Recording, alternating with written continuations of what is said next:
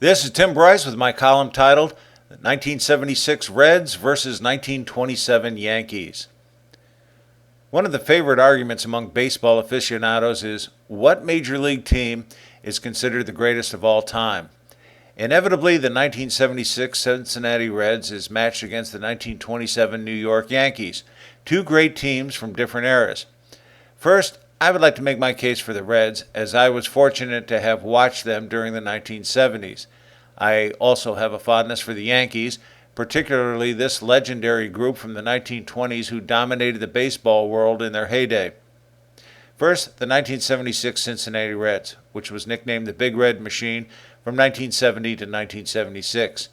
They won two back-to-back World Series titles from 1975 to 1976. They were in the World Series 4 times during this period.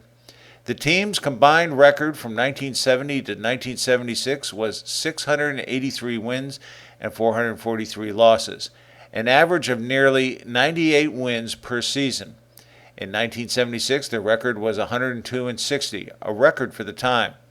Also in 1976, they swept the New York Yankees in the World Series 4-0 with an accumulated score of 22-8. The team was best known for its speedy offense and Gold Glove defense. Their starting players included catcher Johnny Bench, Hall of Famer. He was the National League MVP in 1970 and 1972. He made the Major League Baseball All-Century team, an all-time team, an all-time Rawlings Gold Glove team, a 14-time All-Star, 10-time Golden Glove, the 1970 and 1972 National League Home Run champ, Rookie of the Year in 1968. In 1976, he batted just 16 home runs and 74 RBIs, but raised to the occasion in the World Series and became the World Series MVP. Next, we have the shortstop Dave Concepcion, 9-time All-Star, being the MVP in 1982. He was also a 5-time Gold Glove winner. In 1976, he batted .281 and stole 21 bases. The left fielder was George Foster, who was the National League MVP in 1977. He was also a 5-time All-Star and MVP in 1976. He was a 2-time National League Home Run champ and 3-time National League RBI champ and a Silver Slugger Award in 1981. In 1976, he batted .306, had 172 hits, 29 home runs, and 121 RBIs. Next, we have the centerfielder, Cesar Geronimo, 4 consecutive Gold Glove awards from 1974 to 1977. In 1976, he batted .307 and had 22 stolen bases. The right fielder was Ken Griffey, a 3-time Major League Baseball All-Star and the MVP in the 1980 series. In 1976, he batted .336, had 189 hits, and 34 stolen bases. At second base was Joe Morgan, also in the Hall of Fame. He was the 1975 and 1976 National League MVP, which were the same years the Reds won the World Series. He was a 10-time All-Star and MVP in 1972, a 5-time Gold Glove, Silver Slugger Award winner, and in 1976 he batted .320, had 151 hits, and 60 stolen bases. The first baseman was Tony Perez, also a Hall of Famer, 7-time All-Star and MVP in 1967. He had a career home runs of 379 and a career RBIs of 1,652. In 1976, though, he batted just 19 home runs and 91 RBIs. The third baseman was Pete Rose, the 1973 National League MVP. He was also the 1975 World Series MVP. He went to the All-Star Game 17 times and won the 1970 All-Star Game. A 2-time Gold Glove winner, Silver Slugger Award winner, 3-time batting champion. Career hits is 4,256, the most of all the major leagues. He was also the National League Rookie of the Year in 1963. He made the Major League Baseball All-Century team. He holds the record for most seasons of 200 or more hits, which is 10. And he's the only player in Major League history to play more than 500 games at 5 different positions: first base, left field, third base, second base, right field, and many other Major League Baseball records. In 1976, He batted .323 and had 215 hits. The starting pitcher was Gary Nolan, who made the 1972 All-Star Game and is in the Cincinnati Reds Hall of Fame. Sparky Anderson was the manager. He, too, is also in the Hall of Fame, a three-time World Series champion, twice with the Reds and once with the Detroit Tigers. He was the first manager to win championships in both the National and American Leagues. He was the American League Manager of the Year in 1984 and 1987. The unsung hero of the Reds was their general manager, Bob Howsam, who helped engineer the team. As general manager, he built up the club's farm system, producing players such as Concepcion and Griffey. In 1971, he crafted a deal with the Houston Astros, which brought Morgan, Foster, and Geronimo to the Reds. He was also the man who replaced veteran manager Dave Bristol with an unknown, Sparky Anderson. Next, let's talk about the 1927 New York Yankees, nicknamed Murderers Row, from 1926 to 1928. They won two back-to-back World Series titles, 1927 and 1928. Was in the World Series 3 years in a row. In 1927, their record was 110 and 44, a record for the time. Also in 1927, they swept the Pittsburgh Pirates in the World Series 4-0 with an accumulated score of 23-10. The team was best known for its awesome batting. The starting players included the catcher Pat Collins, a capable catcher but was traded after the 1927 season. In 1927, he batted .275. One of the outfielders was Earl Combs, who was elected to the Hall of Fame by the Veterans Committee.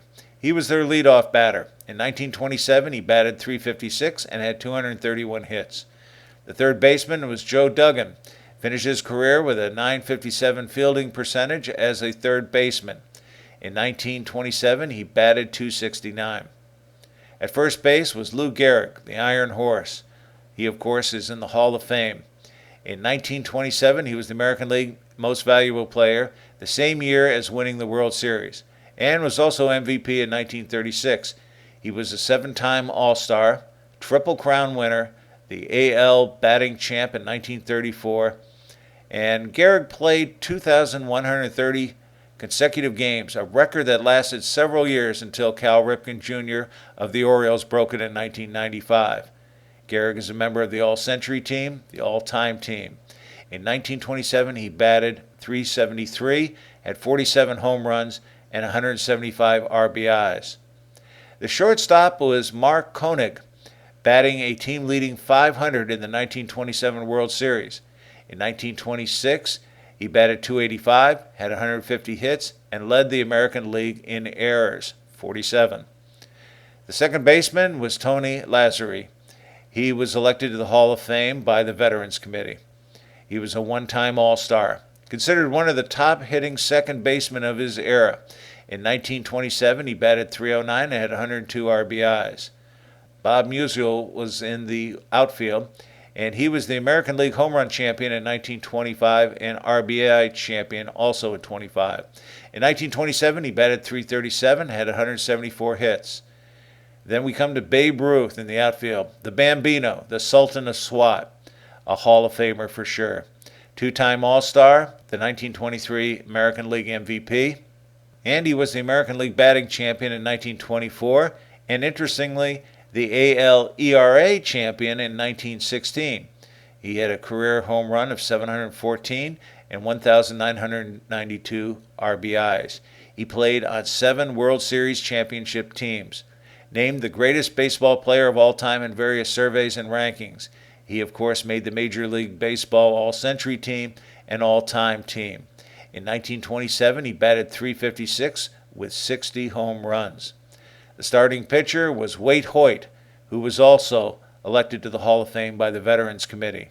In 1927, he was a 22-game winner, which was most in the American League. The manager was Miller Huggins, a 3-time World Series champion with the Yankees. When you study the statistics, the Yankees had a definite edge in terms of batting, which explains how they received the nickname Murderers Row. Pitchers were simply intimidated by them. Both Ruth and Gehrig had superlative seasons in 1927, particularly in terms of slugging. In addition, 5 players of the starting rotation batted over .300. The Reds also had 5 players of the starting rotation batting over .300, but they also had speed, defense and balanced pitching. Whereas the talent of the Yankees was primarily vested in Ruth, Gehrig, Combs, and Lazar Ii, the Reds represent a more complete team of talent. In reality, this is not about which team is better, but instead it denotes the attributes of a great team. Both the Reds and the Yankees had truly great players, great coaching, discipline on the field, but also knew how to have fun. Any differences or opposing attitudes were put aside for the sake of the team. The key, though, was their ability to play as a cohesive unit, where each player watched the back of the other. This is also a fine example of leadership, where the great players inspire the others to play at a higher level. As role models, they set an example for others to emulate. For example, the friendly competition between sluggers Ruth and Gehrig resulted in Ruth hitting his record 60 home runs in 1927 and Gehrig gathering 175 RBIs. This helped push others like Combs to collect 231 hits and Musial and Lazar Ii to collect over 100 RBIs each. On the Red side, players like Bench, Rose, Morgan, and Perez led the team. On the field, Bench was the field general who controlled the game. From his vantage point behind home plate, he could see everything and instructed the defense accordingly. Rose and Morgan were the spark plugs who charged the machine into action, and Perez was a mentor to the younger players. It was much more than just talented players. Both teams were examples of leadership determined to achieve greatness. Regardless whether you prefer the Reds or Yankees, we will probably never see the likes of such teams again in our lifetime. Friends, keep the faith. This is Tim Bryce in Palm Harbor, Florida. Follow me on the internet at timbryce.com.